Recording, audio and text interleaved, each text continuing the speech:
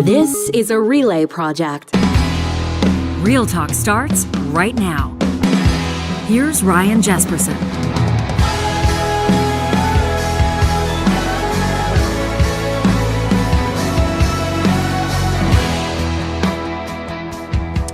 In this episode of Real Talk, why nothing ever changes, quite frankly. Supriya Dwivedi, in just a second, on her new Chatelaine piece, a long-form feature on why Canadian politics is still unsafe for female politicians. Interesting writing from Supriya. No surprise there, but some of the most high-profile politicians in Canada she sits down with, she talks with on the record, and they're saying to her, we don't want this piece to come across as this, or I've already done 150 interviews about that, and nothing ever changes. And so we're going to find out why, what drives these, and not just online trolls, but people that are legitimately threatening, people that are legitimately taking physical action when it comes to like defacing property, vandalizing, passing along threats, credible threats, forcing some people out of politics that have bright careers ahead of them, dissuading some people from becoming involved in politics in the first place. And this probably isn't limited to just the political arena either, right? We're also going to get into your comments. I'll pick Supriya's brain on this, obviously, about MP Dr. Leslyn Lewis's support, her endorsement of a petition calling for Canada to leave the UN. It really is a little bit nuts when you start getting into the wording of the petition, and then you learn a little bit more about the guy that actually drafted it, the author of the petition, and you realize how off the rails this is. The real question is, does it pose or present a problem that Pierre Poilievre didn't already have or hasn't already navigated? We'll get into that today, and I'll put that in front of Amir, who's going to join us as well. He's the host of This is Van Color on Check, you know.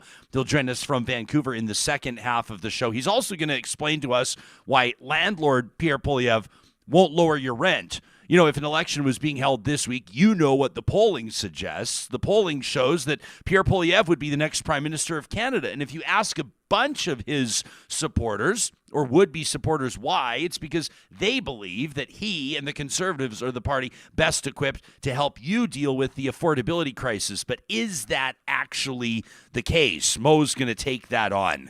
Before we go any further, I have a specific message for people that are looking this morning to get the industry's best safety training. If this is your wheelhouse, if this is what you manage on behalf of your company, you need to know that Danatech has been Alberta's safety training leader for more than 30 years. Their courses are designed by actual experts with real on-the-job expertise and experience, so the courses are actually going to make a difference on your job site. You're going to save lost time, injuries, stay compliant with changing regulations, save money on training with Danatech. Big companies across the country are using Danatech's WMIS, TDG, electrical and lifting device courses for good reason, and they've got a catalog, as you'll see on their website, of more than 150 courses across industry.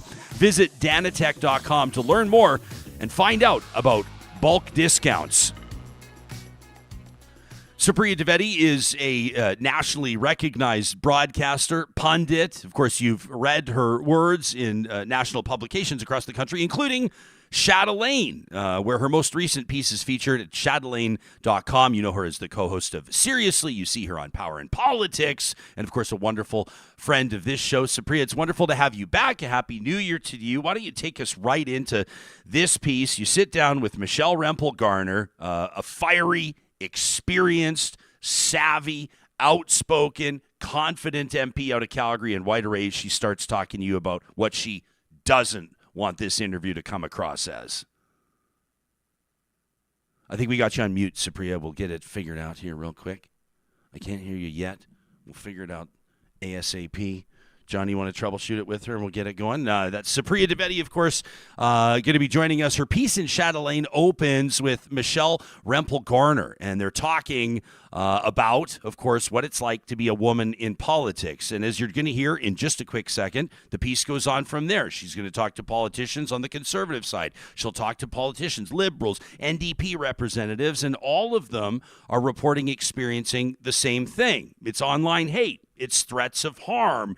It's pressure from people that goes well and extends way beyond what a reasonable person would expect that a politician should navigate. Of course, it's a line of work where politicians face fire on a daily basis. That's no surprise to anybody. Supriya, we can hear you. welcome to the show. So Michelle Rumpel-Garner, right out of the gates, talks to you about what she doesn't want this to come across as.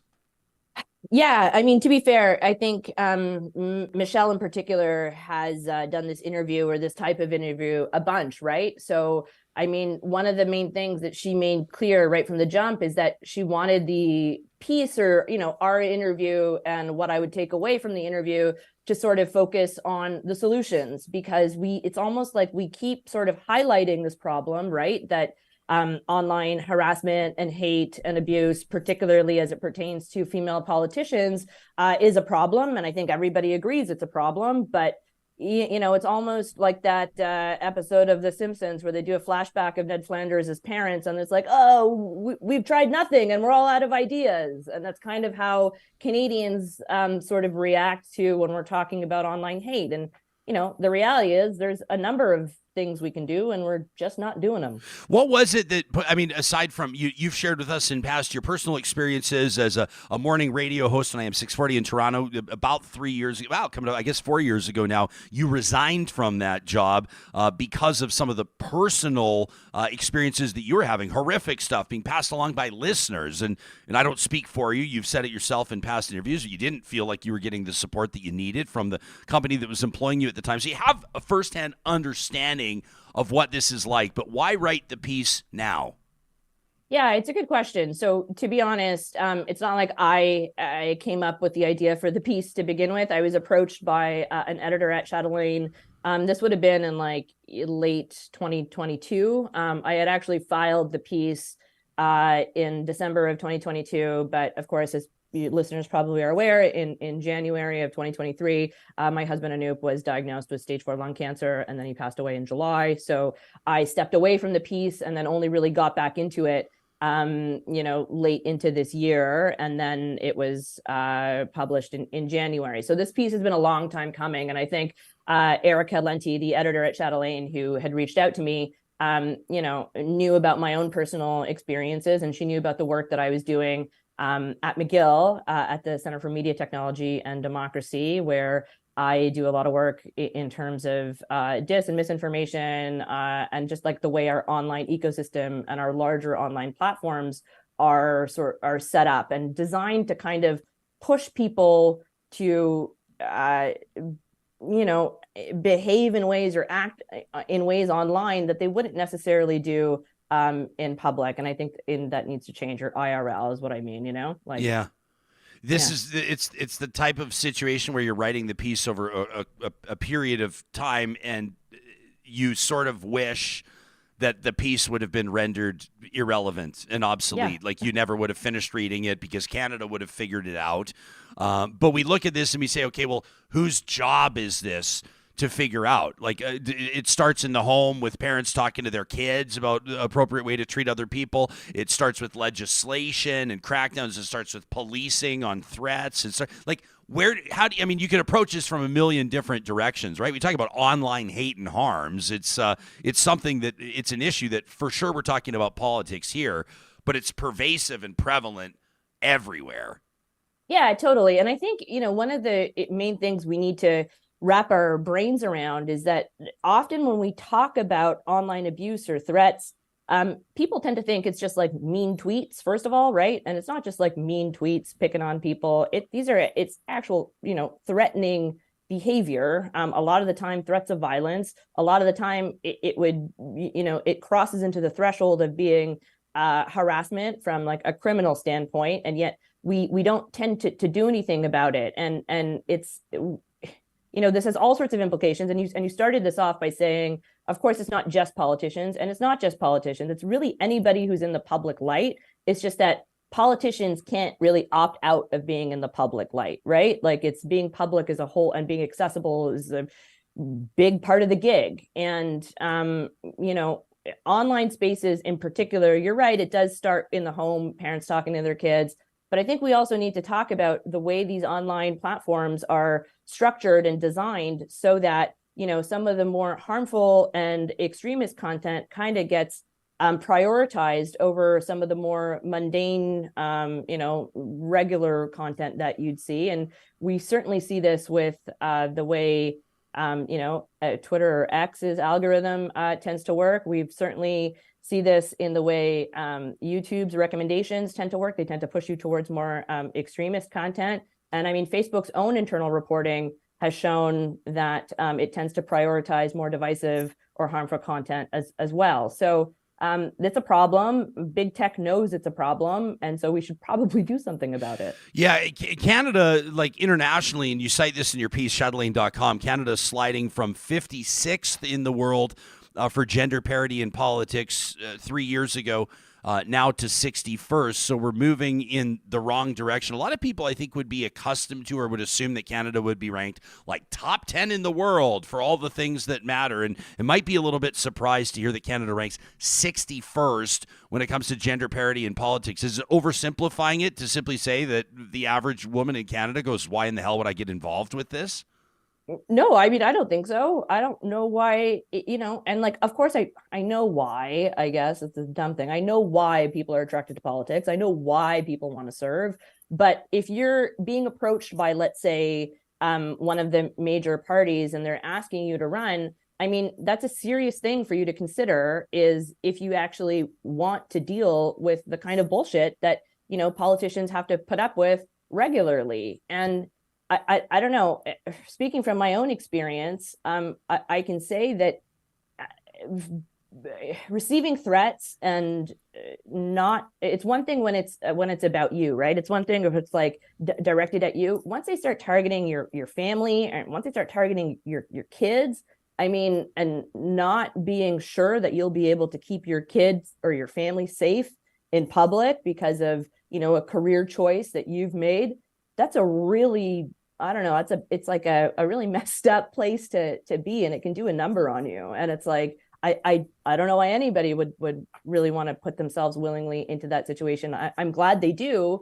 And I'm glad, particularly in speaking to these women, they were so adamant and so determined about the good that they can do, and the public service and what they can do for their constituents and their communities, that it was very uplifting and incredibly inspiring. But we've got to make the environment, I think, a little bit more welcoming for female politicians, and I guess politicians just across the board more generally.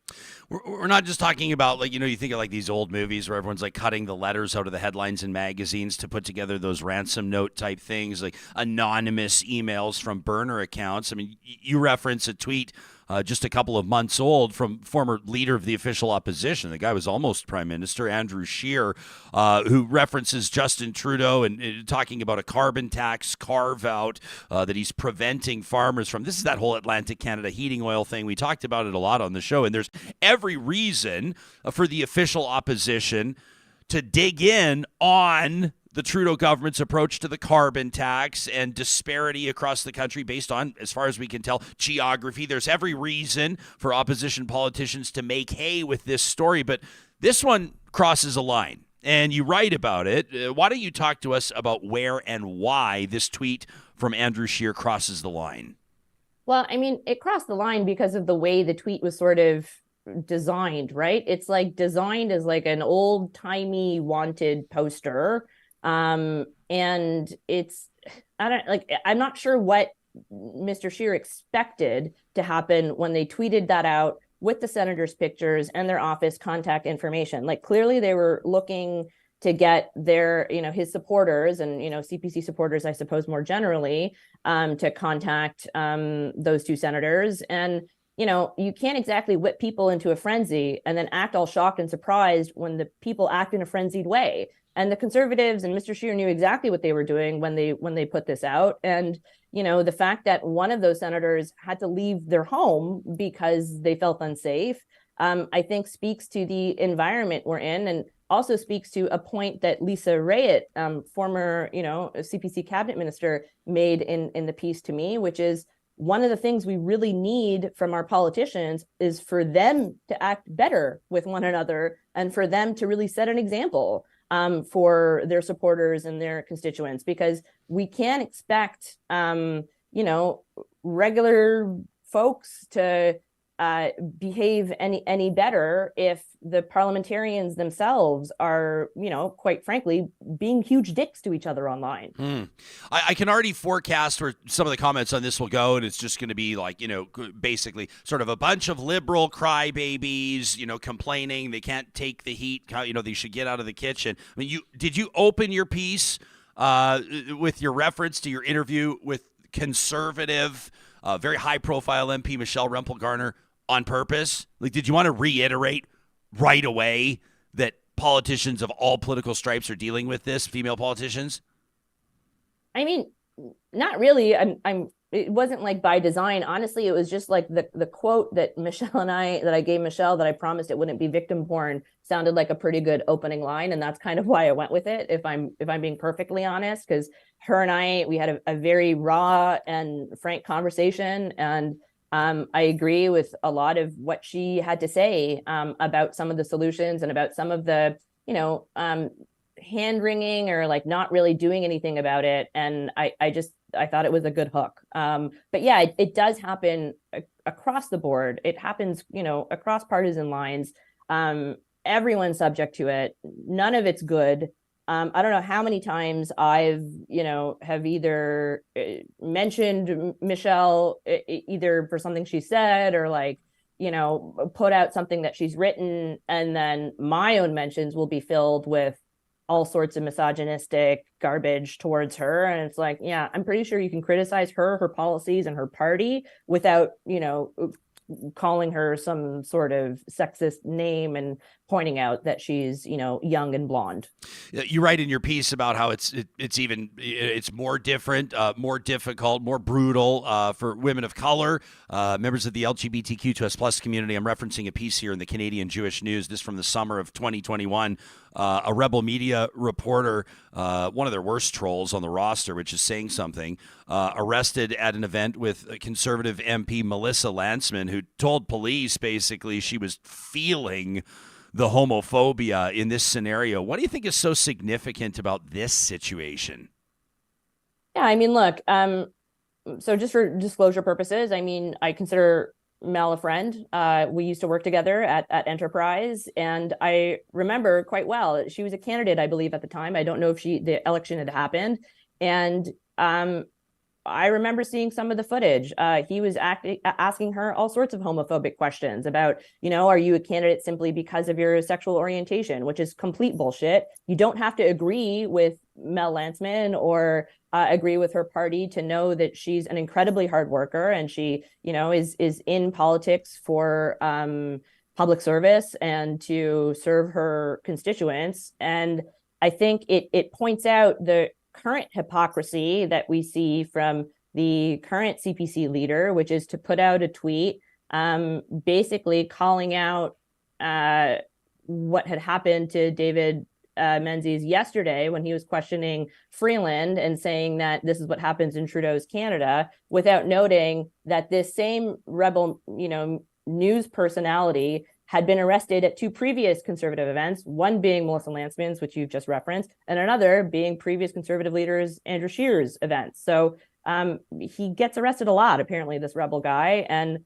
I don't think we're in a good place if our politicians, can't walk around in public without a security entourage. And I don't think we should be celebrating anyone being arrested for just asking questions. But there comes a point where just asking questions, and it isn't just asking questions when you're getting into people's faces and you're, blocking their physical space and entering into their physical space.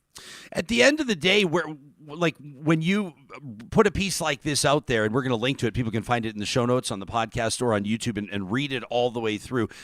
What would you feel like if there's a call to action, or if this plants a seed somewhere and gets people thinking about something in particular, what would represent the biggest win for you? Honestly, to look at legislation. So there's two aspects of this. One is I think we need to be looking at whether or not our criminal harassment laws are fit for the modern or digital world, right? If somebody tells you they're going to rape you or going to physically hurt you or try and kill you via email or on a social media platform, DM, or even publicly on their social media, is that not the same as if they told you that in real life? It probably should. I don't know if our laws are necessarily structured in a proper way for that aspect. And then the other thing is like online harms legislation to actually hold these large, for-profit foreign companies accountable for the way that they've incentivized and designed their systems. We have other, jurisdictions, peer jurisdictions that have done that. The UK recently passed their online safety bill. The EU, of course, has had the DSA, the Digital Services Act, in place for quite some time now. And it makes no sense why Canada has been sort of late to this game. But, not all is lost. We certainly can pass online harms legislation, and I think we should and we need to, so that some of this is at least curbed. And you're never going to get rid of everything, right? But if you're designing your systems so that you're not having the most harmful content be pushed to the front or threats pushed to the front of people's content feeds, then it'll certainly tamper it. And if you're holding big tech accountable, like some of these larger platforms, for the content that they, willingly are allowing on their own at sites, they'd probably start to think about enforcing their terms of service a little bit differently. And, Canada is an outlier insofar as we're the only G7 country that doesn't have limited liability, intermediary liability, in place is what I should say, which is, when platforms are actually liable for the harms arising from the content that they post. Yeah, it's kind of interesting, isn't it? Like, this isn't really profound what I'm offering right now. We're talking about two things. And like, number one is how algorithms work. And this is a real issue. And we hear it flaring up again and again and again. And as the average human, like the average civilian, we don't really totally understand it, but we're definitely influenced by it, impacted by it in big ways. So there's the algorithm and there's the tech and there's the oversight that you need there and the regulations. And then also at the end of the day, like aside from bots, which are a thing, we're also just talking about people. Like this harmful content, this is coming from people. And that's also a huge part of the issue that can't be ignored. You know what I mean? Like tech plays a big role for sure. But at the end of the day, the reason why this is such a big issue, or one of the reasons, is because when threats turn into action, it's people harming people, Yeah. Like algorithms don't kill people, people kill people. Is that what you're trying to get at? I guess that is what you always say it better. Yeah. I mean, that's true. But I think we also need to sort of consider the fact that this isn't just about individual bad actors posting individual pieces of content. If that was the case, then we'd be back into the old-timey era that you were describing, where you have to physically cut out magazine letters and you're mailing it. This is really you put something out and it pops up to the top of people's feeds, or it comes up as their suggested content, and then you have other like-minded people glom onto that and also participate. And that's kind of what Lisa Raitt was getting at in our conversation, which is that YouTube and TikTok and Reels, they encourage the kind of behavior that you see with an outlet like Rebel News, where a lot of their MO is to get all up in your face and to provoke a reaction. You and I, Ryan, talked this is about a year ago, I guess, when Minister Freeland was approached in an elevator in Grand Prairie, I think it was. Yeah. And that guy was clearly doing it for the clicks, right? He did it and posted it and got the kind of reaction that he was certainly looking for. And it's well, maybe we should talk about the way these platforms are designed and why is it that we're, if not explicitly, we're kind of tacitly encouraging this kind of behavior from people.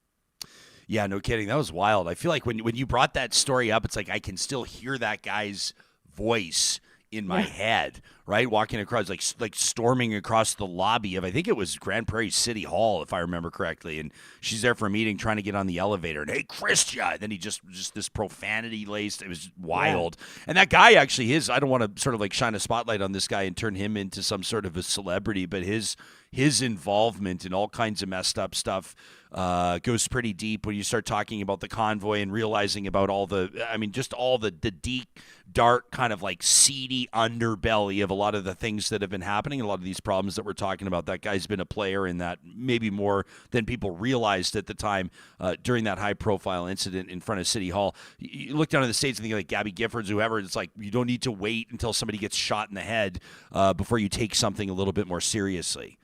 No, and that's a very good point. We don't need to wait. And I worry that that's exactly what we're doing, is that we're just like sitting on our hands and waiting for something very terrible to happen to someone. And that's when we'll be like, oh, we had no idea that any of this was possible. When like I just like act now before somebody like actually gets hurt. Yeah, Johnny's showing the video right now on YouTube. There it is. It's yeah, man. It's also wild to think that somebody can just get that close to the deputy prime minister. Yes, she's like surrounded by staffers, but none of them look like trained security personnel. And certainly, I don't think anybody's in a position to sort of like offer physical protection detail. I wonder if anything. It would be interesting to know if anything changed with Minister Freeland's security detail after that incident, or across the board for cabinet ministers. I don't have any insight into that. I don't know if you do.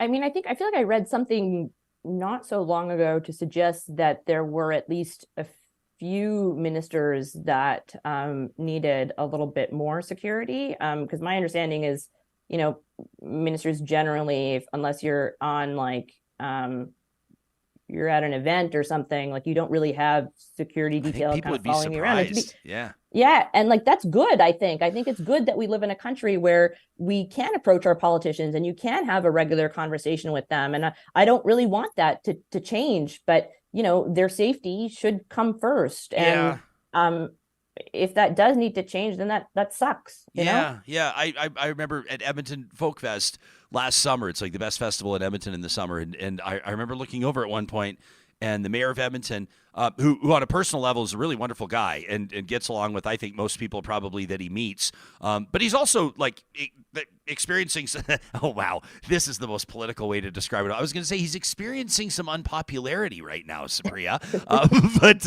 But I looked over at Folk Fest and I saw him there just walking with his wife and like, whatever. He had like a root beer or something and they're just walking. And it occurred to me at the time, I just thought that was kind of unusual. Like, I guess it is good. You're right. It is good that Amarjeet Sohi and his wife can like walk around and have a normal folk fest. And it looked like for the most part, people were leaving him alone. But also I know that I've seen what people write about him online. I've seen what people write into our show when he joins me in studio. And I just think if I was him, honestly, I don't think I would be walking around Folk Fest by myself. Because even if it does get to a situation where you get, do I even want to go here? This guy like David Menzies, this rebel reporter, like he's the worst. Like David Menzies like shows up at public pools that have like Muslim swimming hours and for women that have chosen a modest and like trolls them.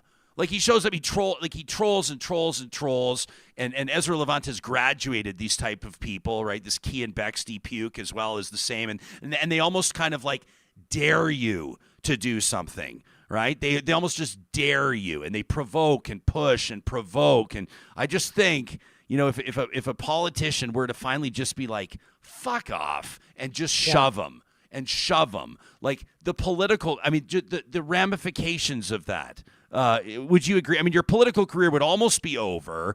You'd be sued for sure. Ezra's licking his chops at the chance to sue. I mean, it's a lose type situation.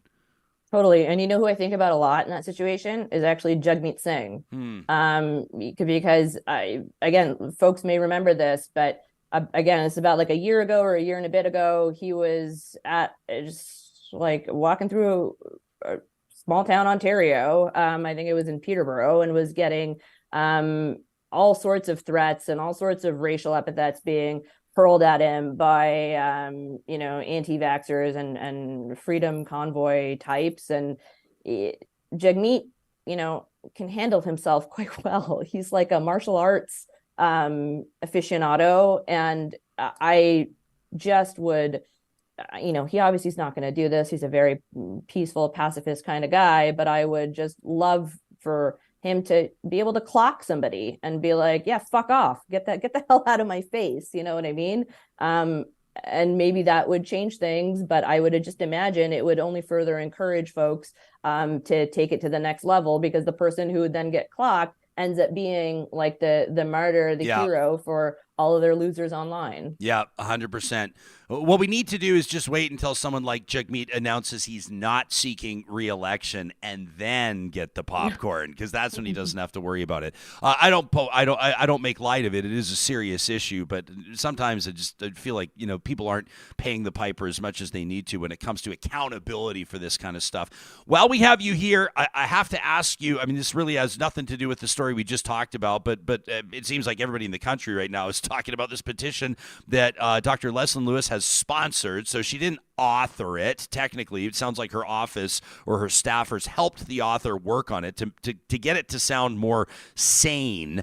The guy's got 60,000 signatures on the petition. A guy, a private citizen out of BC, that's calling for Canada to leave the United Nations. And when you get into the actual wording of the petition, you realize what this is all about. He's worried about the so-called Agenda 2030, thinks that educational institutions are damaging children, concealing information from parents. Of course, sex ed pops up in this. They talk about unelected private entities that are trying to ruin people's lives. Everybody's saying, I talked to Charles Adler yesterday, this is not serious. Entertaining this idea of Canada leaving the UN makes Canada appear to be unserious. But is this just another story that's going to go away in 10 days and no one's going to worry about it? Or is someone like Pierre Poilievre actually probably calling Dr. Lewis in for a quick meeting? I don't think he's calling her in for a quick meeting. Also, if I was Michael Chong, I'd be kind of pissed at Leslyn Lewis for getting in on foreign affairs and getting in on his portfolio territory, because he's the foreign affairs critic for the Conservatives. And so, Lewis is kind of like veering out of her lane here a little bit. And the reason why I don't think Poilievre is going to have a quick call with her is because the actual press gallery isn't really covering the story to the degree that they probably should or could. And, Press Progress is the one who's been leading the way on this and very many other stories that kind of highlight the problematic conspiracy theory adjacent world that many Conservative MPs and, front bench members, like if the Conservatives were to form government, I mean, Leslyn Lewis is in the shadow cabinet. I think we can credibly assume she would be given a ministerial position or role.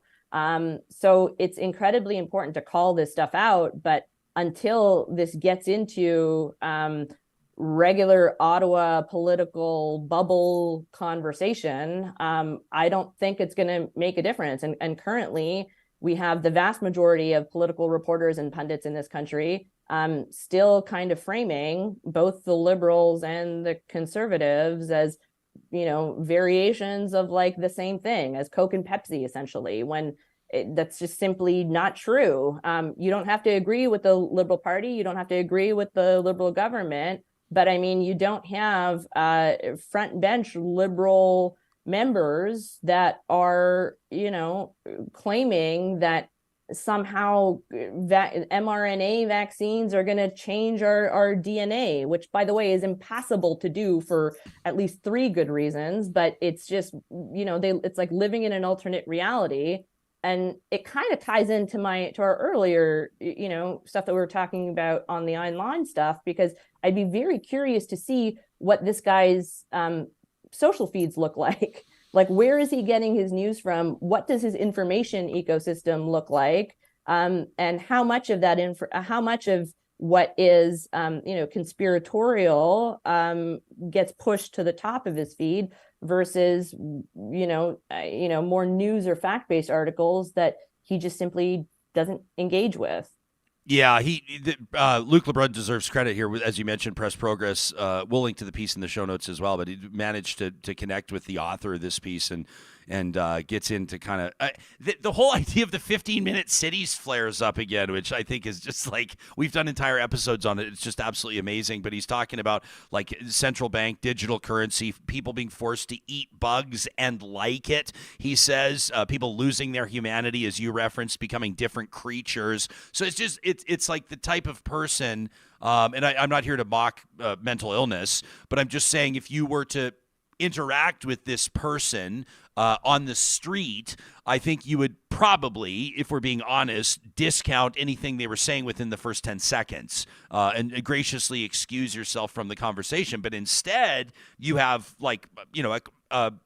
I would say, she wasn't a front runner, but she's a prominent former candidate for the leadership of the Conservative Party. Like you said, a probable cabinet minister that's putting her name on this and like introducing this to the House of Commons to be debated, to be considered. It's just like, I don't know.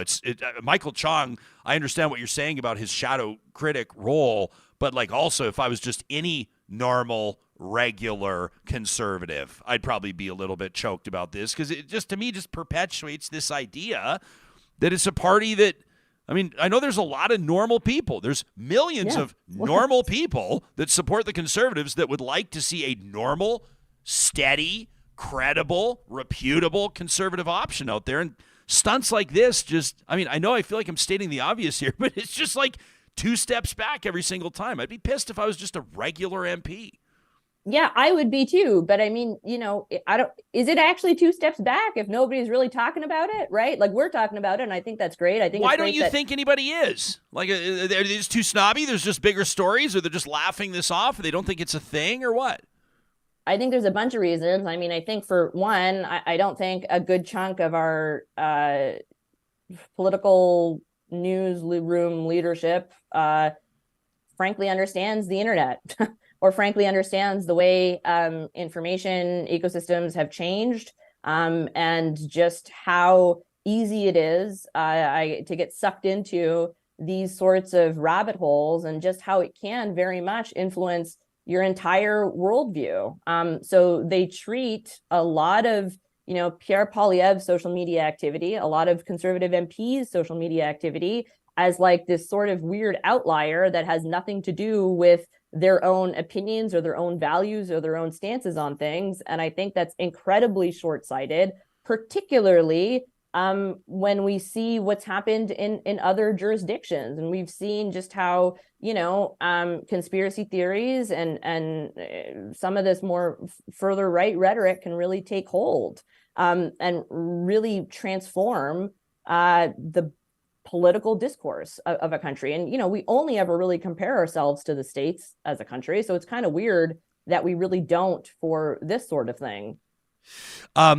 Just want to let you know that the live chat, the minute you were on, just absolutely exploded with people thrilled to see you again and wishing you all the best. You can follow Supriya Dwivedi on Twitter at Supriya Dwivedi. Make sure you read her piece at chatelaine.com. We'll link to it in the show notes. We love you, and we look forward to talking to you again soon.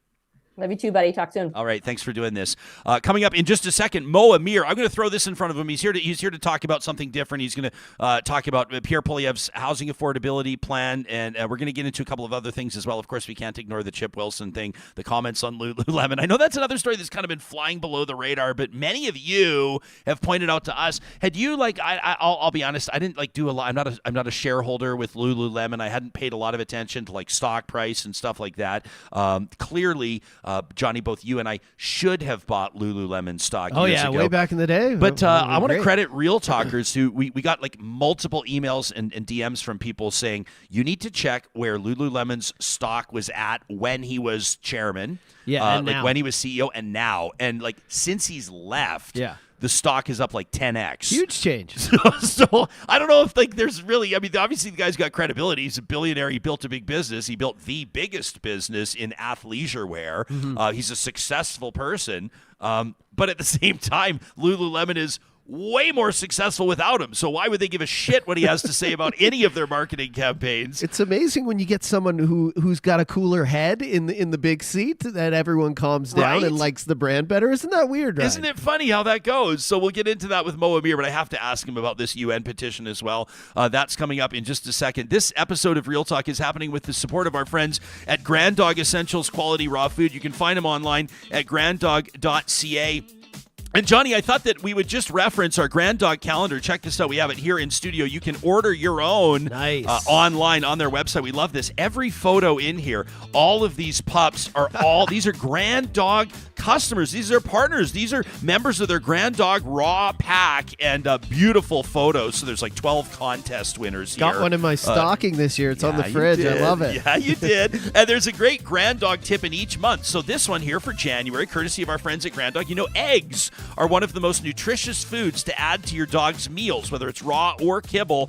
They're a complete protein source with 10 of the essential amino acids that your dog needs. You can feed the egg raw with the shell or lightly cooked 2 or 3 times a week. That's just one of the tips in the Grand Dog calendar. You can find it online. Plus, they have monthly specials. We're going to be telling you about those through the month of January. Don't forget, when you order, use the promo code REALTALK, 10% off your first-time order, delivered to your door in Calgary, Edmonton, or Central Alberta. Our friends at Kubi Renewable Energy are hiring right now. So if 2024 for you is going to be the year that your career fast forwards, if you'd love to work in Calgary, Edmonton, Kamloops, Lethbridge, they're hiring electricians, sales personnel, technicians, engineers, office managers. The team at Kubi is rapidly growing, and it's no wonder why. Not only are they Western Canada's busiest solar installer, but they have quickly established a reputation as a place that people love to work. If you want to join Canada's green revolution and see your career take off as well, check out the careers link today at kubienergy.ca. And our friends at Complete Care Restoration are officially our only partners that hope you never call them. But if disaster strikes and through the cold snap a pipe bursts and your basement's flooded, or heaven forbid you were one of those homeowners impacted by wildfires this summer or next summer, don't forget that nobody does a better job than the trained and qualified team at Complete Care Restoration. They work across the province. You can check out more about their services and get answers to frequently asked questions, including about hazardous material removal, what they do differently than anybody else, on their website at completecarerestoration.ca.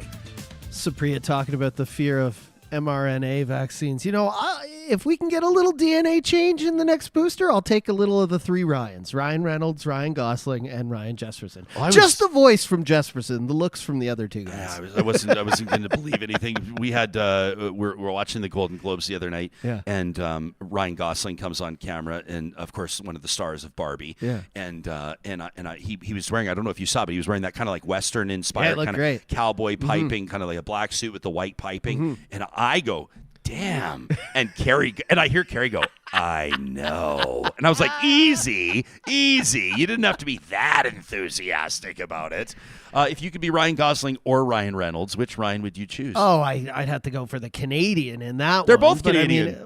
Oh, yeah, that's right. They're both Canadian. Yeah, buddy, we get to claim them both. I always think of Gosling as a Yank. But we get to claim him. Yeah, that's great. I think I'd be Ryan Reynolds.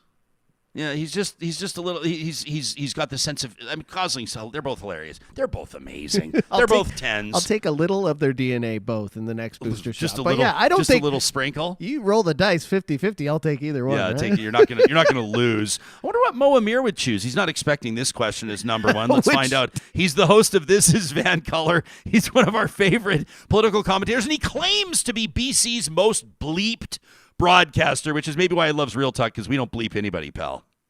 It's true, man. Happy New Year, and you're my favorite Albertan, so happy to be back. Hey, thank you, man. It's nice to see your face, and a Happy New Year to you. If you could be Ryan Gosling or Ryan Reynolds, which one would you choose?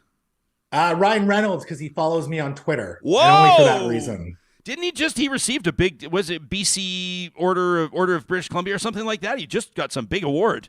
He did. Yeah, no, he's a local hero here in Vancouver. And, he does follow me on Twitter. He just doesn't respond to my DMs. And I try incessantly, but he never gets back to me. So Ryan, if for some reason you're watching this, please hit me up. I want to give you credit for even trying. I think that you deserve points for even trying. That's very well done. You got to shoot your shot, man. You got to shoot your shot. Well, because what if he does get back to you? And then all of a sudden you have him on This Is Van Color on check, and then you're the talk of the town. You're the belle of the ball, buddy. And then we're going to be best friends. That's my plan. That's what I want to manifest in 2024, Ryan. Yeah, well, you bring him to the Real Talk holiday party. He could be your +1, and you'll be remembered forever. Absolutely. So all this talk about Leslyn Lewis, obviously Supriya Dwivedi gave her take on the petition and sort of the bigger ramifications of it. Charles Adler and I talked yesterday about it. What angle do you hit this story from? Number one, are you surprised more people aren't talking about it, or do you think it's getting the appropriate level of ignorance from a lot of people?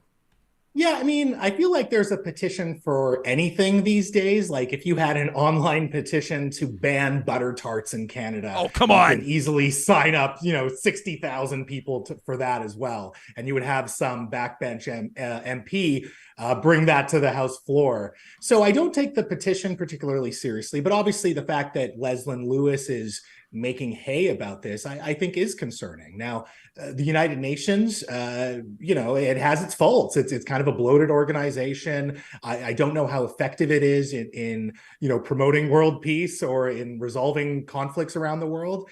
However, the reality is that Canada is not a country in isolation. We rely on trade partners, we rely on diplomatic partners, and being involved in the global community is something that is important. And, I think it's a little bit reductive to just put a cost-benefit analysis to it when a lot of the benefits are just not seen on, the annual budget in Parliament. So I think it's a silly conversation. I hope it's treated as such.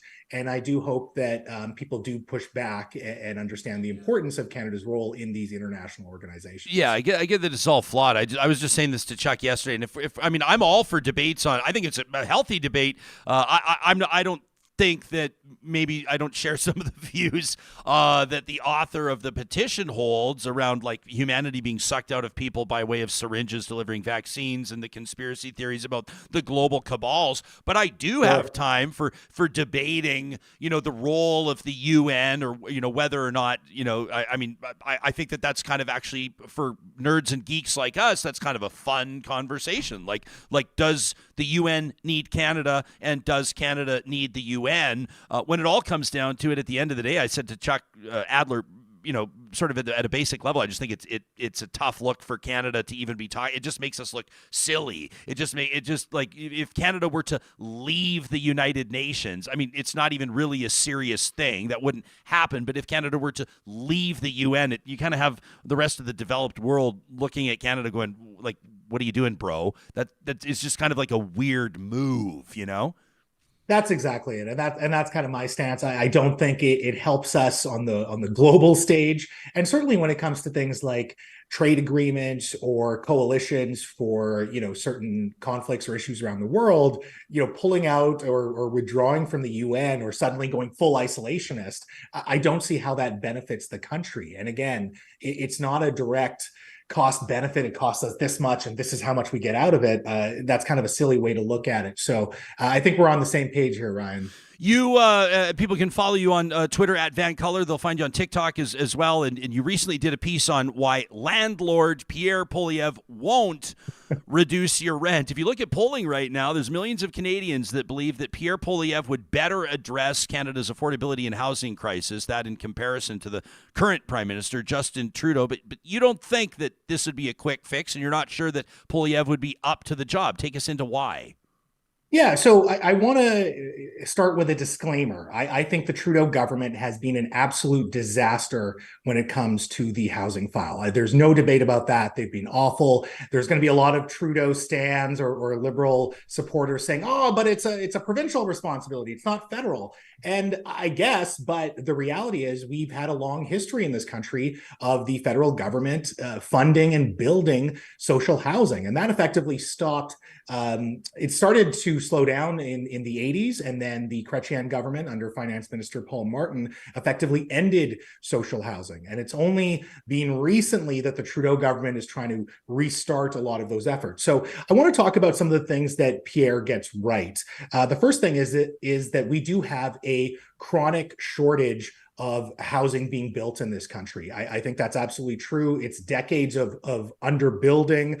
We absolutely did build more homes in 1972 than we built in 2022. But part of the reason for that is that the federal government was involved in building social housing. So it makes up a lot of the difference when you have, your federal government building that housing. Pierre Poilievre is also correct in that a lot of government regulation or red tape does add to the cost of construction. So in terms of building new housing, there are some, headaches and costs that maybe we could reduce.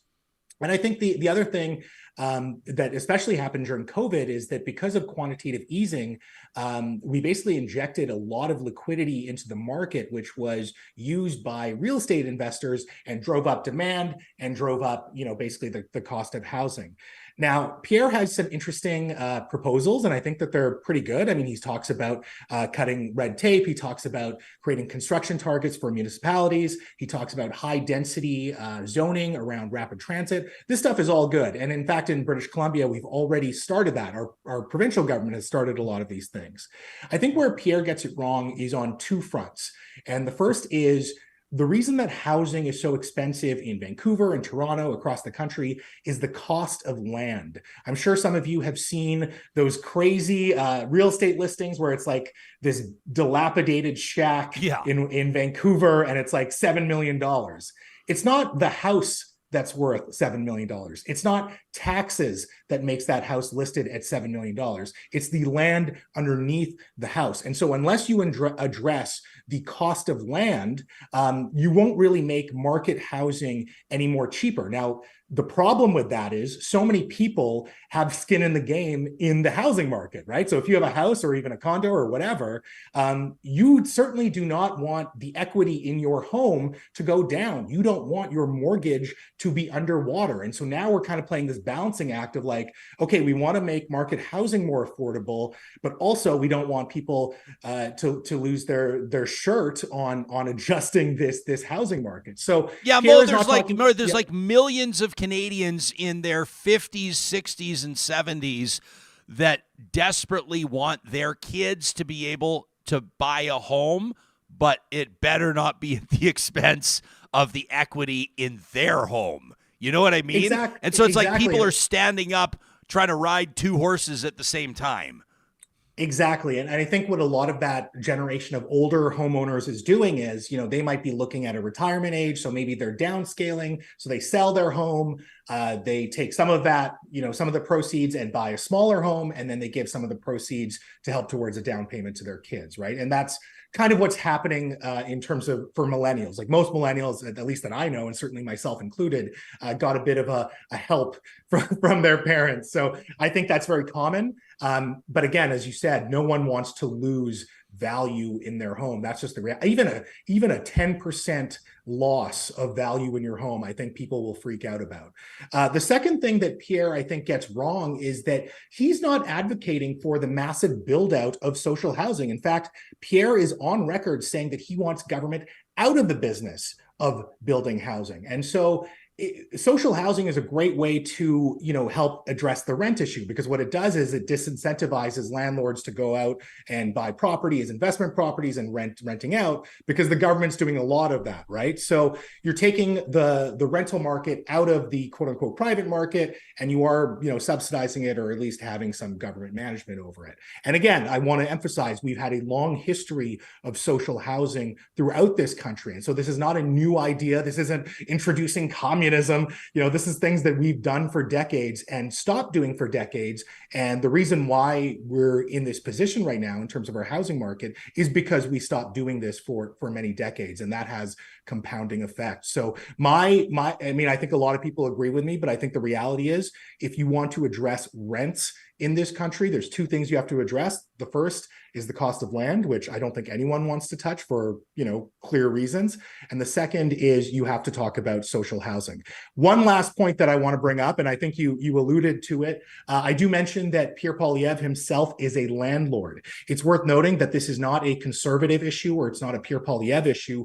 Approximately 40% of MPs in Ottawa are invested in real estate. And we're not talking about their primary residence, we're talking about real estate investments. So when you have such self-interest in keeping the housing market afloat, in keeping land values going up and up and up, it's just going to be impossible. And to be honest, I would look for a politician that either is not invested in real estate or is liquidating their investments in real estate because they think that the price of homes is going to come down. And so I think it's just kind of a rigged game, and it's landlords making rules to benefit other landlords. Yeah, I don't think the price of housing is. I mean, it's different too. Like here, we're talking to you. You're in Vancouver. We're here in Edmonton. We just talked to Supriya. She's in Toronto. Like it would depend where. If we're talking to somebody in Moose Jaw, Saskatchewan, or Halifax, it's going to be different there as well. Shout out to Moose Jaw. So I mean, but generally speaking, across the country, I don't think of any legitimate reason why housing prices would start to drop based on the fact that the inventory just isn't there. On a side note, one thing that I think a lot of people maybe don't think about, maybe they realize it, but they don't quite think about it all the time, is that these politicians, it happens at a provincial level and it happens at a federal level, receive pretty generous housing allowances. Those in particular that live away. If you're an MLA in northern Alberta or in deep southern, like let's say you're in the middle of BC, and you got to make your way to Victoria, or you got to make your way to Edmonton through the legislative session, you're getting these housing allowances that a lot of them, and there's nothing illegal about this at all, but they're using this housing allowance to pay down the mortgages of investment properties. And I think the average person doesn't realize that. It's a nice little cherry on the sundae. I do think, generally speaking, that politicians are underpaid, and I'll go to the wall. I mean, I can argue that all day long.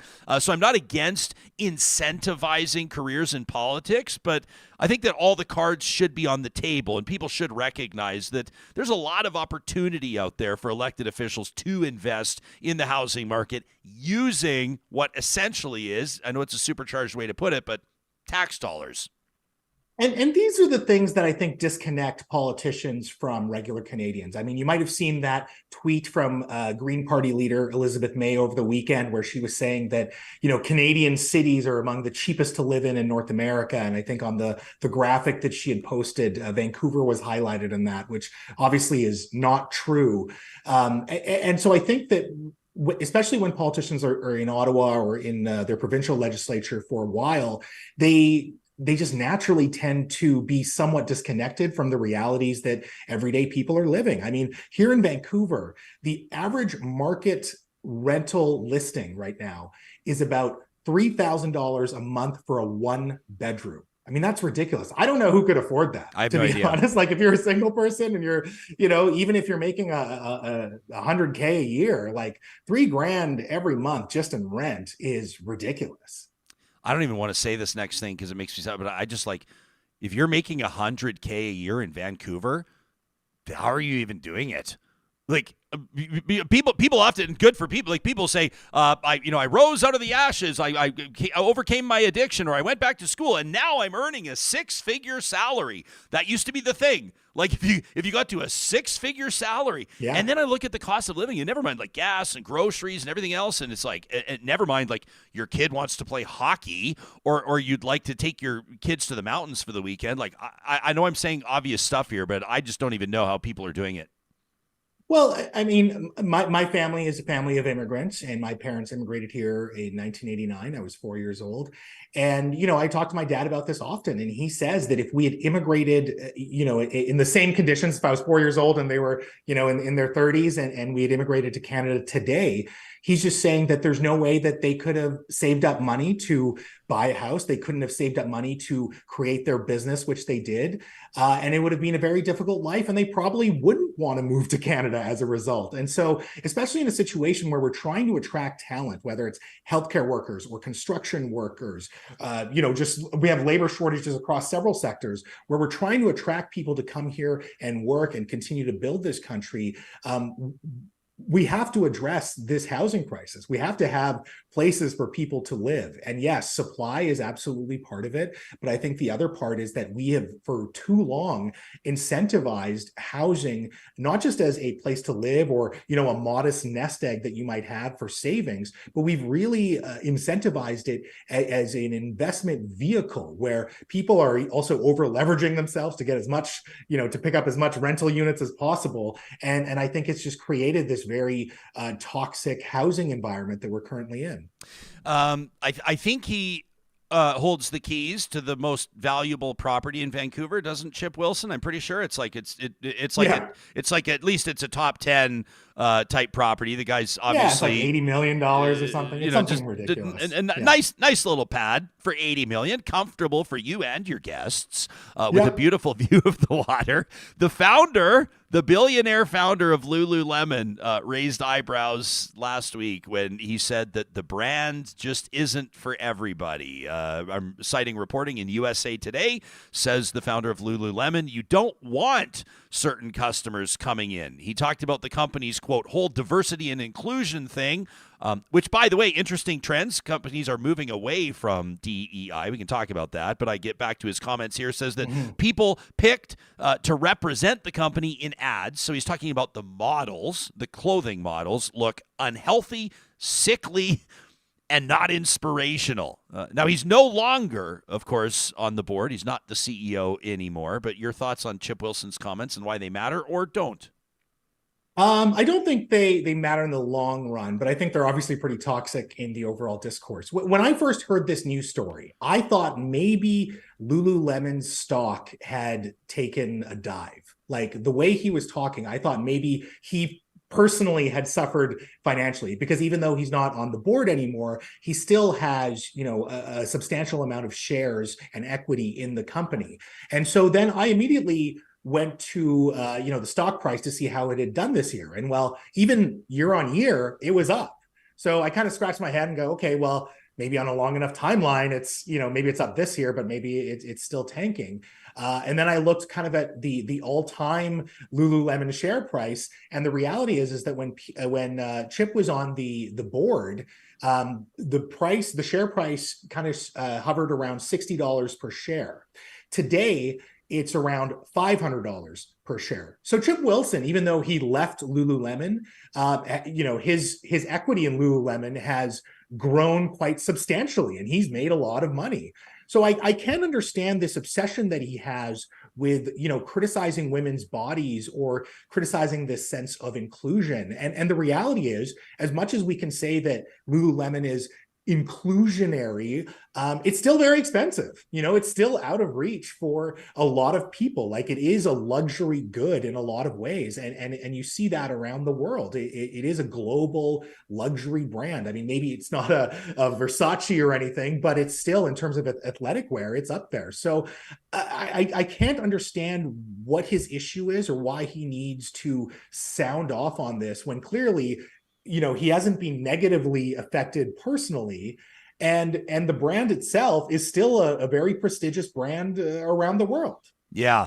It reached an all-time high. The stock did on December 22nd, just before Christmas, around $510 US. You'd think as an investor, you'd be pretty happy with that. We talked about this briefly a few shows ago. And number one, I just think with our understanding about physical fitness, and I do think, and maybe I'm getting into dangerous territory here, but it's real talk. Let's make it real. America does, or the world, we do look at an obesity crisis. We do understand that, like, we need to pay better attention to what's in our food and what we're eating and how much and when we're eating and all those types of things. But we're also gaining a better understanding from medical professionals, from nutritionists, dietitians, from people that work in physical fitness, that there are different definitions of fitness, and fitness comes in all shapes and sizes. And for an athleisure brand like Lululemon, you would think, and I mean, I'm just sort of coming down to a basic marketing level, you would think that you want your brand to be represented by a diverse group of people who would all love to rep that brand and love to wear that brand and come at it from different ways. And whether you're somebody that's, a marathon runner or you're a power lifter, you would think that there would be a spot for you when it comes to the Lululemon clothing line. So that's one thing that I don't quite understand about his comments, suggesting that you want to sell more product. You want to sell more product to more people. Like, it just seems like a weird kind of a thing to say. You want to know, you want to be clear that you don't want certain people coming into your store is kind of a strange take.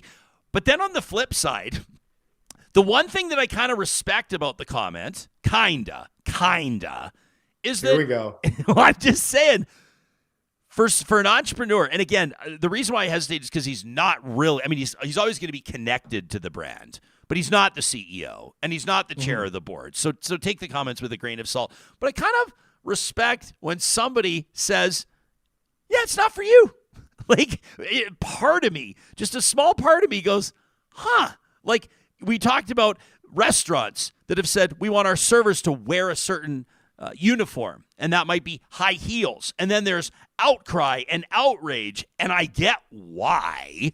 I totally understand why. You're comparing like an inverse a thing. private right? So company to a publicly traded company. Well, not even that. You're comparing a restaurant that is paying the server to carry out a function, right? And part of that function is, I think, aesthetic, or certainly how they interact with customers or whatever, right? Like, you're paying that person to do that job. This is the inverse, where people are paying for the product.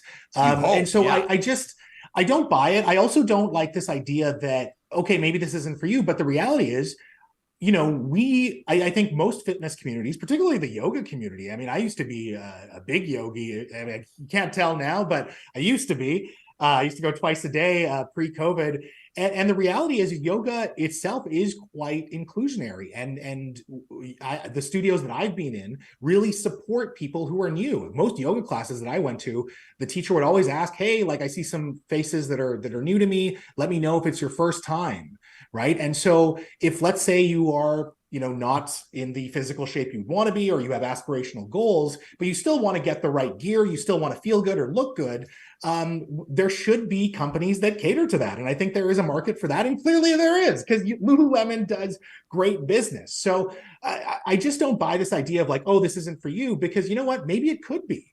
And I think when you have a brand that says this isn't for you, I don't think it just turns off the people that they're trying to not have in the store. I think it turns off the general public as well. Of course it does. It's bonkers. Yeah. It's bonkers. It's like when, like, I have many good friends, and you probably, I don't know, do you own a car?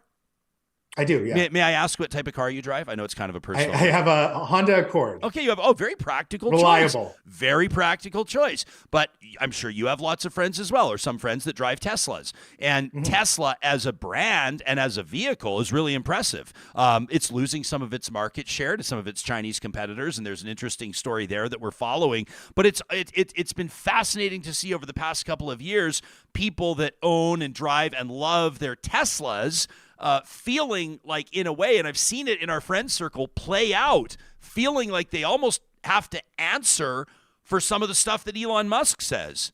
You know what I mean? And it's like, like, and some of them are like Elon disciples, and some of them are like, oh my gosh, this is so embarrassing. But the fact of the matter is, the only reason why anybody's putting eyes on them is because they drive the car that everybody associates with the guy. So it would be interesting to see if people that are like rocking Lululemon, that love the gear, that love the brand, feel a little bit more viscerally like a response, and not in a good way, to what Chip Wilson says. You know what I mean? If all of a sudden he's trying to have... I can tell you, as someone that has dumped probably thousands of dollars in Lulu gear over the last 10 years, I don't feel, because Chip's no longer part of the company. And it's funny because I put out a TikTok talking about this, and this is why you and I are also discussing this. And I had someone from Lululemon reach out to me and say, hey, like, just by the way, like, we're not that bad. Here's this internal memo from our CEO basically saying that Chip doesn't represent us, and he doesn't work for Lululemon or anything like that. And, my response was, first of all, thank you for sharing that. That's really cool. But then secondly, like, no, I'm not blasting Lululemon. I love Lululemon. I think it's great. So it's funny because I think that there were some employees there that certainly felt embarrassed. I think Lululemon since then has gone somewhat public with a statement, just saying like, they are proud of their diversity and inclusion efforts. But again, as a company, maybe there are things that you can criticize about them, but I think certainly when it comes to their advertisements or trying to appeal to a broader customer base, I don't think that's one thing that they should be embarrassed about. Interesting comment from Alberta Girl here in the comments says, is Louis Vuitton for everyone? Skin tight yoga pants are not for everyone. And I am one of those, she says, that would never buy or try that overpriced crap. That from Alberta Girl. Okay, you let us know. She's smart. She's smart. She saves her money. Smart. I mean, it probably is overpriced, but I love it. And yeah, I guess skin tight pants aren't for everyone. Sure. Well, but, that's a judgment call. That's a judgment call. Exactly. It's a personal call. It's a personal call. Yeah, if anything, I mean, I think Lululemon right now doing what is irritating its founder and seeing its stock price skyrocket is kind of all they need to do. The numbers will speak for themselves. What's with all the TikTok posts in bathrobes? Is this your new thing? I'm reading the comments. All anybody wants to know about is the bathrobes. Yeah, it's really funny. So obviously, when I'm doing my show on Check, I dress up. And so this year in particular, I started late last year, but this year in particular, I wanted to have more TikTok commentary and really off the cuff stuff. So the commentary that you see on the shows where I do a 2-minute rant, that is scripted, that is very tight writing, but just to practice my own skills, I wanted to do kind of off the cuff TikToks. And so I'm not scripting anything. I'm just conceptually thinking of like, here's what I want to talk about. And so one day when I said, okay, I came out of the shower and I'm like, what should I wear for this? And I said, well, I'm in my home. Why don't I just get in a bathrobe and just rant like that? Because it is basically what I'm doing, right? I'm just kind of, at home, leisurely ranting about things that maybe don't make the cut of my show. So I think that's just it. There's nothing deeper than that. I love it. Hey, we're going to be talking in closing. Let me ask you this: you had Kyla Lee, a lawyer, on your show. Yeah, Kyla, awesome, and we've had her on Real Talk to help us understand where impaired driving legislation is going in Canada and stuff like that. Super sharp, and kind of, I don't know if I call her a rising legal star. She's already kind of arrived in BC, but very well known and sharp commentary. You had her on talking about whether or not magic mushrooms are legal in Vancouver. We're going to be talking to Dana Larson on Thursday morning on this show. And of course, I think some people know that Dana, would you call him, like, I don't know if he's a drug activist. That seems like kind of a weird, I don't know. I'll ask him what he wants to be called. But he mailed shrooms basically to all of BC's illegal and illicit drugs, and he's calling them pearl clutchers, and I think it's going to be a pretty entertaining conversation coming up on Thursday. Based on your conversation with Kyla, based on the news story involving Dana sending shrooms to politicians, take us into that story from your perspective. So first of all, Ryan, be honest with me. Yeah. Shrooms were sent to 87 BC MLAs. Yeah. I'm pretty sure a couple of them went on a nice trip over the holidays. I would suggest 40 to 50 of them. Little taste. Probably. No, but at least I would say at least 20, wouldn't you? Just Probably. some I would eat them. Some microdosing. I would say 10 to 20 for sure. That would be my guess. Yeah, yeah. Who would you say out of the BC politicians, out of the roster at You're trying to get me in trouble. I'm not answering that question. Who is the number one most likely to have eaten the shrooms within 5 minutes of them arriving? Oh my God. Come on.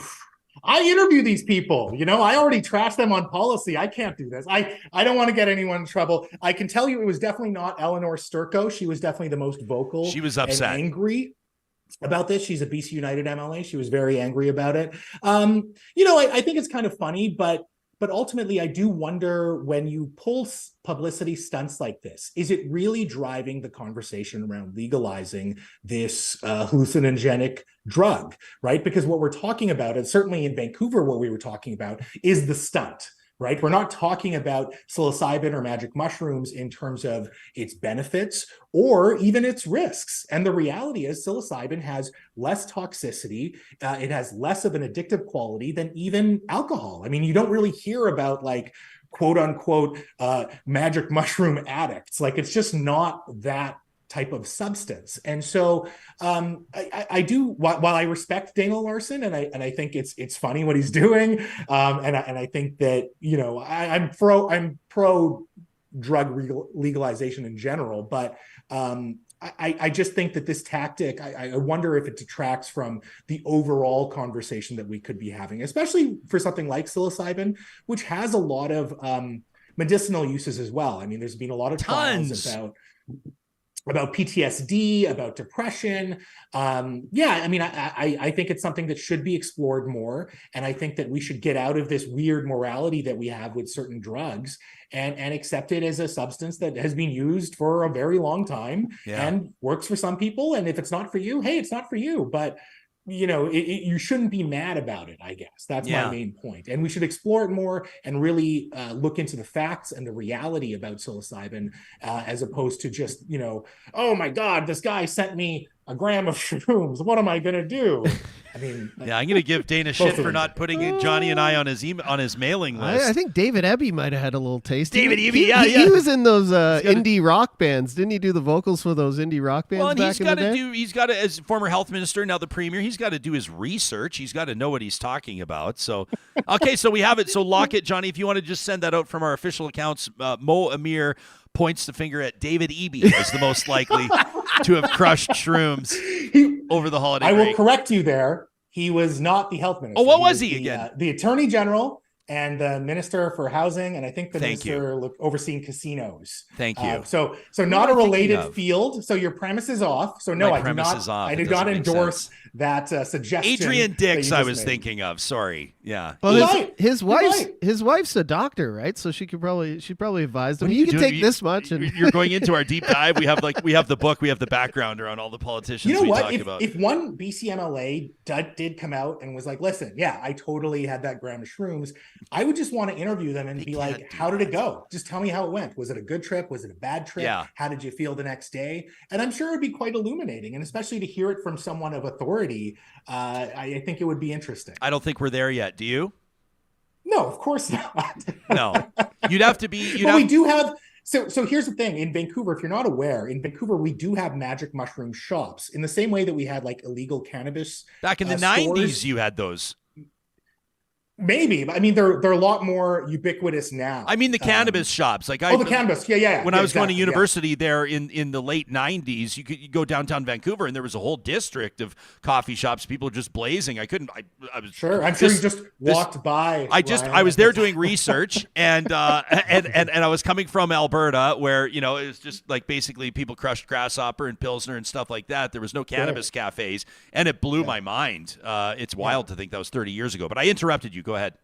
No, so my point is, and this is why I had Kyla on. I mean, you kind of segued into this with her. This is why I had Kyla on, because I just needed to ask her, like, listen, there's all these storefronts that sell magic mushrooms and psilocybin. Like, how is this legal? They have business licenses. They have operating licenses from Vancouver Coastal Health. How is this possible? And I would urge people to go check out that segment. But the short answer is, it's not that hard to get a business license.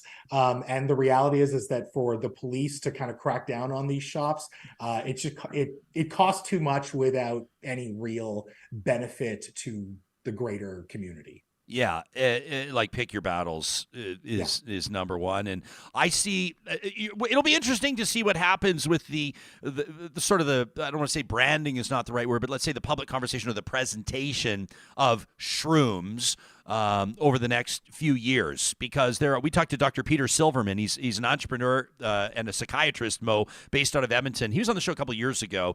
We'll have to revisit that. I mean, he's been doing amazing, innovative work on psilocybins. Like that's like kind of, I'm out of my depth here, but it's basically psilocybins like is kind of like the active component, as I understand it, in so-called magic mushrooms. They're being used to treat mental health issues, PTSD. You've been wise to point out it's not for everybody. I'm not suggesting that people experiencing mental health challenges go take a big handful of mushrooms. That's probably a bad idea. Yeah. But there is a conversation, especially in light of the opioid crisis, especially in light of a ton of factors around the potential that natural remedies or traditional medicines could have, historically through time. They've been utilized. But look what happened with cannabis. Like, nobody really called it cannabis 10 years ago, right? We called it marijuana for starters, weed, pot, grass, et cetera, et cetera. And as the public attitude changed, if you want to, first of all, have legislation work in your favor, you want something to become legalized. If you want there to be an opportunity, a legitimate opportunity to facilitate billions of dollars in investment and economic activity and employment and all of these types of things, they can't be called magic mushrooms. They can't be called shrooms. Like, we're going to see a slow evolution of how people, and psilocybins is a start. You hear a lot of people, I don't know, in your friend circle, certainly in mine, people, and some of them that you would least expect, talking about microdosing as a strategy for their own mental health and wellness. So I do see it happening, and I'd be curious to see where we're at in, I don't know, this stuff can happen fast sometimes. I think it's 5 a years lot from more now. common. I think it's a lot more common than we give it credit for, right? Like, and again, if it's foreign to you, that's totally fine and cool. And again, repeating myself, for any hallucinogenic drug, but especially mushrooms, it is not for everyone, right? Yeah. But I do think it is quite common, certainly here in Vancouver. Again, I don't know what it's like in Alberta, but when you have these storefronts, when you have certain beaches in Vancouver that are synonymous for people selling mushroom chocolates, it's around, right? And it's a thing. And it's better, I think, for the government to step in and regulate it as they have with cannabis than to just have it completely in the black market where you don't necessarily know what you're buying or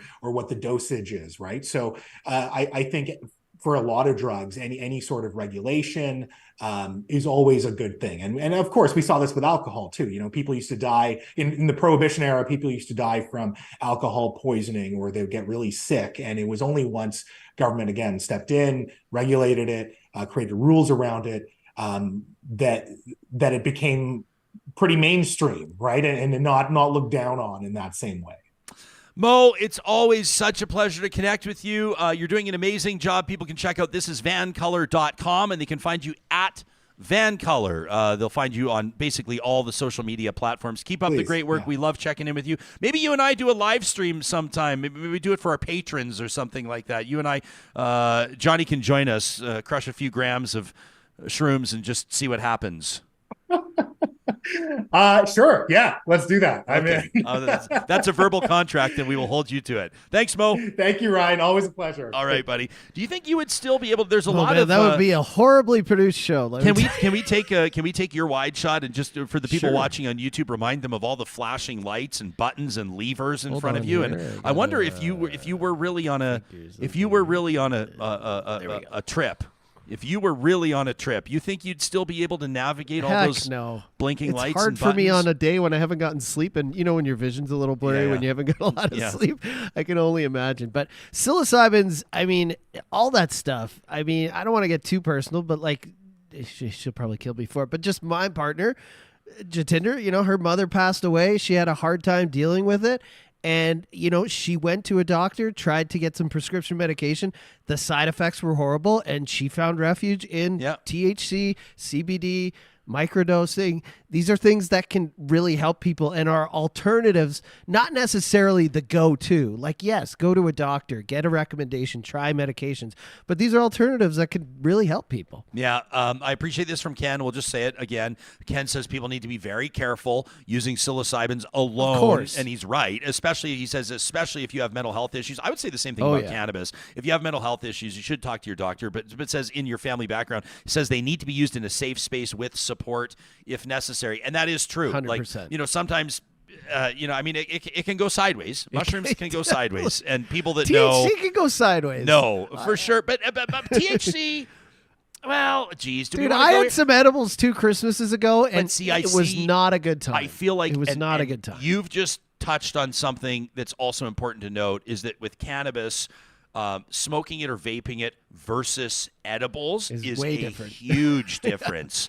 I was talking to somebody over the weekend. People that use cannabis and people that are into edibles will be able to meet me on this level and understand the significance of this number. A friend of mine inadvertently consumed 140 milligrams worth of gummies over the holidays and was basically comatose. That's like, and it was not funny. That's It was really not scary. good. It was he was the dosage of the gummies was misrepresented to him, and it was a fucking nightmare for this guy. So, like, it's not funny when that happens. I mean, It's some not. people will laugh when they hear that, and I can tell you, he's still alive. Oh my He's God. still with us. I don't need to laugh, which but is good. But I- wow, I took like 30 milligrams, which is a few lot. Christmases ago, and it was, and I'm someone who used to, when you were talking about Vancouver, late 90s, early 2000s, Yeah. oh my gosh, dude, going there was like, it was like Wonderland. especially you if could you walk work into from a cafe. because you Oh, were yeah. used to everything being 100%. I was from Ontario. You know? could walk into a cafe, buy a tea, buy a joint, sit there and drink it.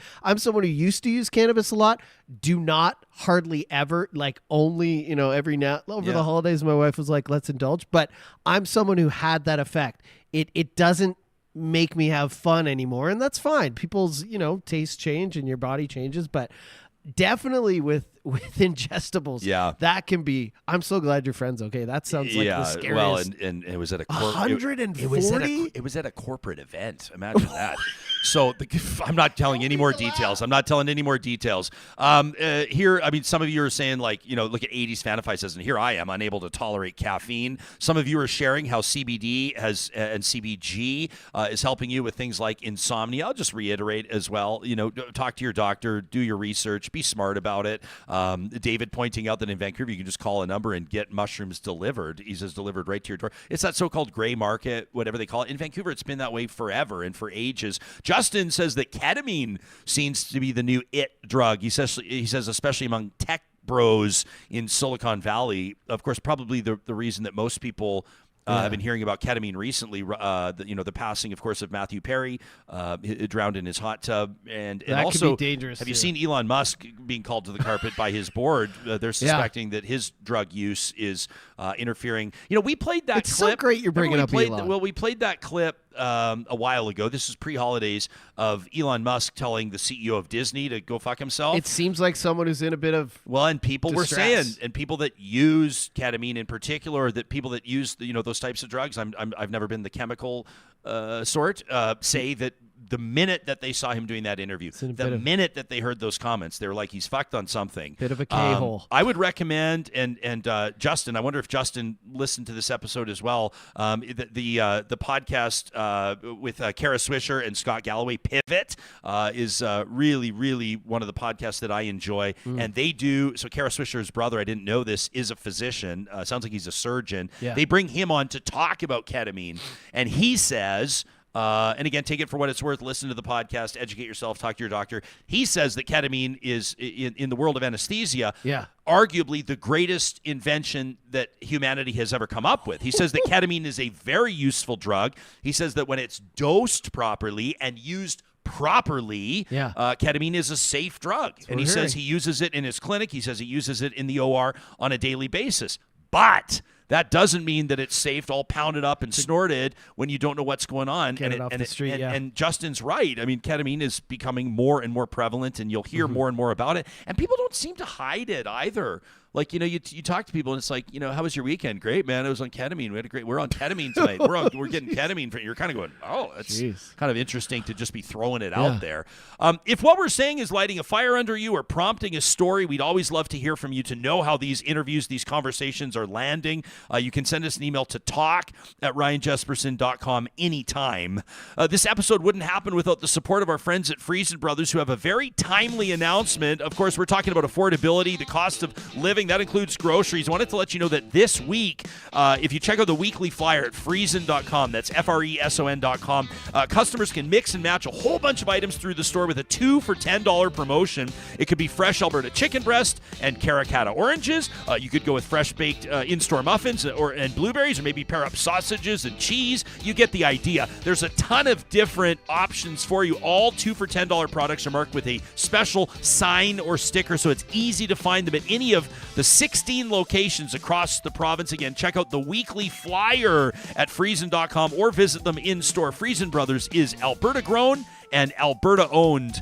At California Closets, They're going to do everything that they can, and trust me, it's a lot, to make sure that your New Year's resolution happens. We're talking about decluttering, getting organized with a custom closet or a storage solution, maybe a few of them through your home. You know that, of course, there's that guest room that has so much potential, could be repurposed as a home office, but you don't know what to do with the bed. It's always in the way. What about a Murphy bed? How about a beautiful display for some of your favorite items, your watches, your cufflinks, your jewelry in the closet you'll never want to leave? Or what about the garage? Getting the garden hoses and the extension cords out of the way so when you change the tires over in the spring, you're not tripping everywhere. It starts with a free design consultation today at californiaclosets.ca. If you're going to be investing in your outdoor space and you're hoping to entertain people, have friends, neighbors, family over this summer, you're going to want to talk to Eden Landscaping today. Get the design process started. They bring outdoor spaces to life. As a custom landscape builder with more than 20 years of on-the-ground experience in Edmonton and area. You want ultra-modern? They can do it. You want natural beauty? They can do it. Stunning stonework? You bet. Work with Eden Landscaping. The number one reason? They're great listeners. I can tell you firsthand, we've hired them, and we are thrilled with the outcome. You'll find them online at landscapeedmonton.ca. Also likes how you were talking about the juxtaposition of people's opinions on Elon. I know we got to go here, but I think it's so funny. I was talking about this yesterday with my wife. Like, people on the left or people with liberal opinions, you know, maybe they drive a Tesla, but now, like you said, they're kind of like, they're grimacing at how Elon's acting, how Twitter has gone crazy with X, and it's an open, you know, shitstorm. But then on the right, you've got people who are like, yeah, we love Elon, free speech. But then they hate electric cars and they put up videos of, you know, Tesla trucks stuck in the snow, etc. Right, It's just so funny how people are on both sides of the issue with him. Why don't we wrap with a comment here from Tracy on the live chat, and it's landed with me very strongly. And this may be news to those of you listening on the podcast. Tracy says, I love tuning in and seeing the holiday decorations. She says, I sadly took mine down last Friday. You and I you were debating this. We don't know exactly where we land. I feel like, you know, we've got these like silver balls on the interview table. That to me feels like it's time for those to go. Trees are up here. But we got the silver trees behind me. That feels like we can get some more mileage out of those, maybe till the end of January. And I think we can leave our lit trees up if we take the Christmas decorations off. Yeah. Because then it's just a winter scape. Well, I asked a guest who was in the studio yesterday. I'm like, is this a big faux pas? Like, are we doing something wrong? She was like, no, this is great. And she knows what she's talking about. So this is, but you can tell where both of us land on this, because Johnny's the one saying to me, so just casually floating so when, Johnny, because the way you frame it, you say, when would you like my help in taking down the Christmas decor? And then you can tell who's the one that's still hanging on by his fingertips. What can I say? It feels festive in here, and I love it. Coming up on tomorrow's show, we're going to be joined in studio by some of the players involved in this contentious conversation in our home city of Edmonton. As homeless encampments are being dismantled by police, people are losing their possessions, losing their belongings as the temperatures are dropping below -30 with wind chill. So what's the solution? We're going to try to find out. Plus, Peter Burgess, a freezing father, fundraising in memory of his daughter. He'll join us live from his campout. We'll see you then.